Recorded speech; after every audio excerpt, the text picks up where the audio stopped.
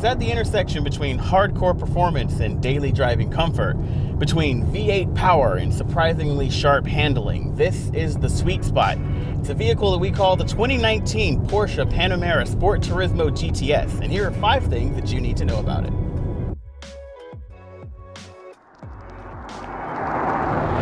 Now, what makes this a GTS? Well, that trim level is basically a slightly detuned version of the Porsche Panamera Turbo with the same 4-liter twin turbocharged V8 making 453 horsepower and 457 pound-feet of torque.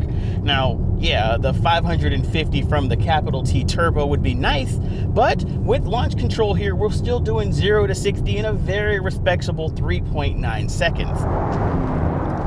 The GTS also keeps intact all of the go faster handling bits from the upper trim turbo, including the standard Sport Chrono package, which you can thank for that launch controlled 0 to 60 time, as well as a Sport Air suspension, which is a little bit lower and a little bit more controlled than your standard Panamera.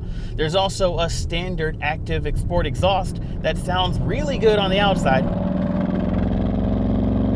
but still very quiet on the inside. Now, what makes this a Sport Turismo is this rear end.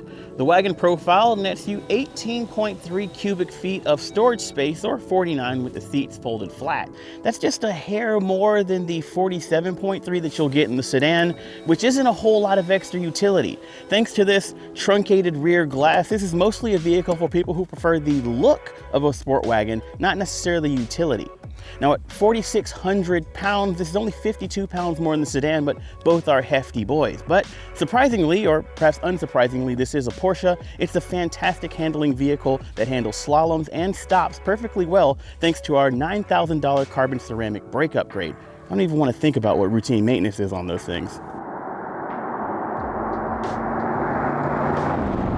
Now, of course, the GTS trim level's focus is on handling dynamics, and it does a pretty good job of bending the laws of physics for such a large vehicle, but there are a couple of upgrades that you're going to want to look at. First is going to be a $5,000 Porsche Dynamic Chassis Control package that adds active torque vectoring to the rear axle of this standard all-wheel drive system, and the second is going to be a $1,620 rear wheel steering package. Now, when editor Steve Ewing drove the GTS earlier this year, let me borrow a phrase from him. He said that they basically do a good job of masking the mass of this very large vehicle. And personally, I think that there are much needed upgrades that are going to allow you to best take advantage of pulling the most G's to put these Alcantara sport seats to the test. Dashboard technology includes standard Wi-Fi hotspot and Apple CarPlay connectivity, though no Android Auto, which is weird because Porsche's cousins VW and Audi both support it. I'm almost willing to forgive that though, because the PCM, or Porsche Communication Management software in the dashboard, is so good. And it's highly customizable, from the 12.3-inch touchscreen in the center to the hybrid digital and analog gauge cluster that's in front of me. Now, there are a lot of haptic buttons on the center console, but less than the last generation. However, nowhere here nor on the steering wheel can I find a skip forward or backwards button, which means that I have to go to the touchscreen to change tracks or radio stations. Now, maybe I'm missing it, but if not, what's up with that, Porsche?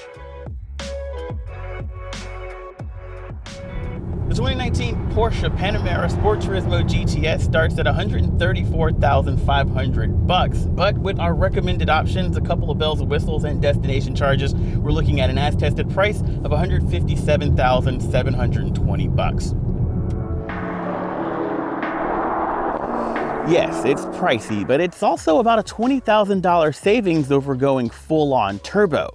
And no, I don't think that matters that much to the $100,000 to $200,000 super saloon and estate set, but it's also nothing to sniff at. That's a lot of money saved. The GTS matches most of the performance that you think that you need, that twin turbo V8, with all of the performance that you actually will use on a day-to-day basis, those solid handling upgrades. And that makes it, I think, the best balanced model in the Panamera lineup.